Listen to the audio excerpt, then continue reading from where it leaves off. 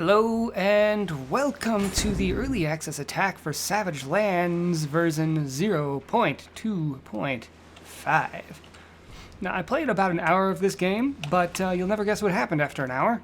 I died. So, we've started over, but I do know a little bit of what's going on. So I know that I definitely need to gather up all of this stone. Oh, and it's so cold.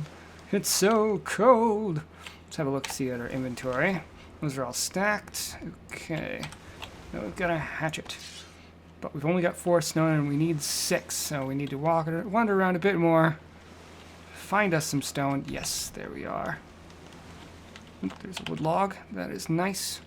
Sure, I'll take another stone. It looks like the stone drop rate has increased since the last version. I'm pretty excited about it. Yeah, that was my biggest criticism before this new version.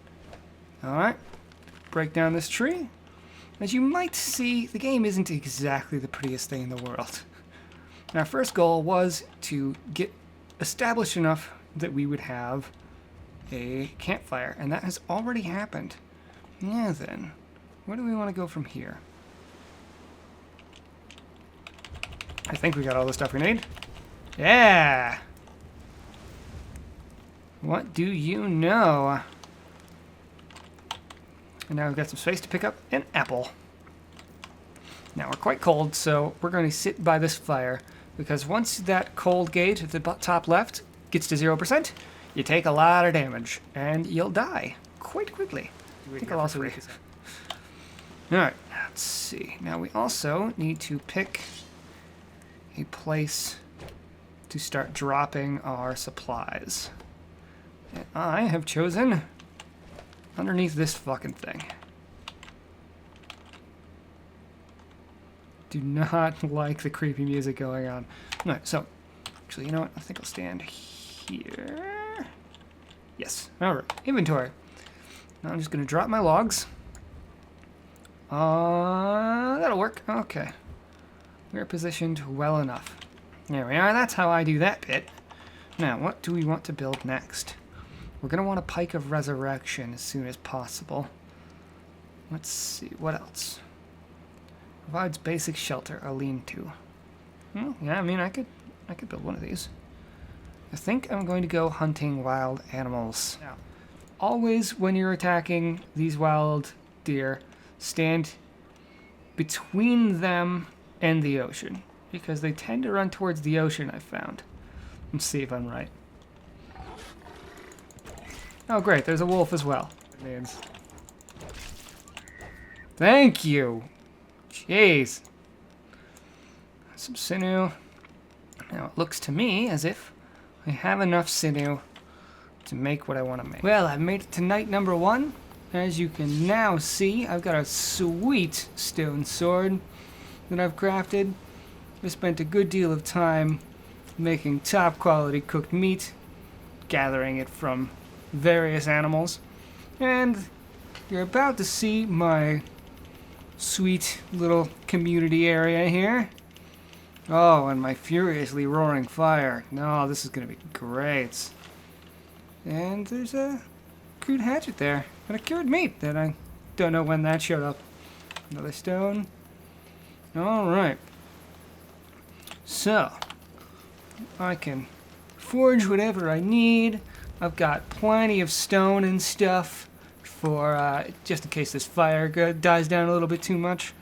Let's just sort of dump all of our stuff right about here so it can lean right against that lean-to. I made myself a second bag, so I've got more space. I'm doing pretty well.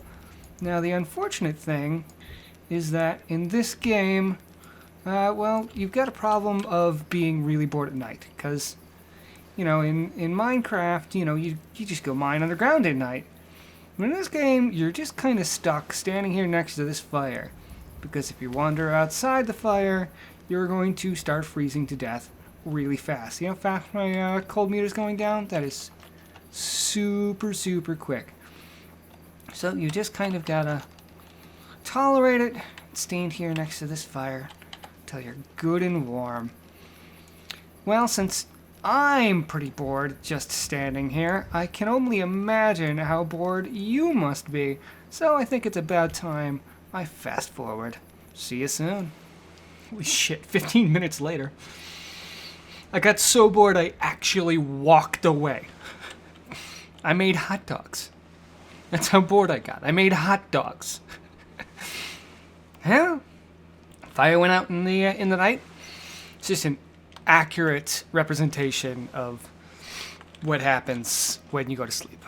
Yep. That's this game. Super accurate.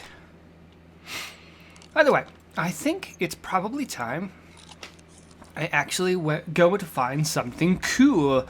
I got my sword, I got some food. I think we're ready. Ah, finally I found it. The dragon is also up there, roaring his or her ass off. But this is what I was interested in. We've got what appears to be some kind of forge. Statue. Cool. Yeah, one of the wings is broken, but it's still cool. Food loot. Stones. I mean, I'm a fan of stones, but I was hoping for something of more substance. Here. Despite the fact that we're stranded on this island, I think it's very interesting that there's civilization to be found here. Makes you wonder what happened here before you got here. Let's check and see what's in this building. That was a creepy sound. Oh, boots! Yeah! What do we got? Like that one is. And it's a wolf. Completely ignoring the wild animal that he could be trying to kill right next to him, and I'm bleeding. This is not ideal. I think you can see why this game might be a good one. Why it's got potential, at least. Where it's at right now in the early alpha is obviously not adequate for the money. You shouldn't buy it yet. You should buy it later when there are more features in. But you can see that the direction that the design is going is not your typical survival game. There's actually some kind of plot here. You can tell because of all of this stuff. All of this weird stuff that they put in that's not the same as most of the games that you would expect. They've got this weird, I don't know, dragon cult. There's skeletons. And this constant sort of rumbling noise is very foreboding. It kind of adds to the apprehension. If you want to talk about just mechanics, actually I think that there's some potential there too. Because while it's not really balanced well for single player, there just don't seem to be enough useful things to go around.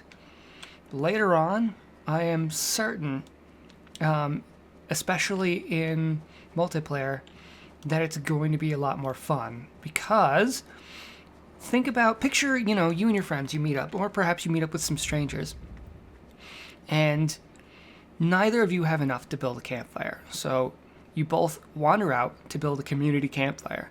I think that would happen very naturally in a situation in which there isn't enough to go around. So, because everybody would benefit from a campfire, you both, one of you runs down the beach to gather stone, and the other one chops down trees. So then you meet back up, and you've got just enough to make a campfire. And so you build a campfire, and everyone's huddled around it overnight, talking about all of the interesting things that they did during the day. And then after that, you all just start naturally building the respawn points all together, because what's the point in going out and farming up materials for your own campfires when you know that your buddy's going to make one right there anyway. So I think that slowly over time, you'll see people building these wooden shacks and all of the other building stone houses and lean-tos all in one spot. And together, they'll start finding all of these interesting story elements, and maybe they'll try and figure out how to get the dragon down. And then I'm certain that you will all, as a community, want to fight that dragon. You want to fight him together because he's going to eat most of you. Anyway, those are my opinions on this game. Don't buy it now, but definitely keep a very close eye on it. Once it's more feature complete, it's going to be fantastic. This has been 80 Proof Gaming. Like if you liked it, subscribe if you want to see more, and if you didn't like it, then please, send me an email, find me on Twitter, wherever you can get a hold of me, and let me know how to improve. Thanks for watching.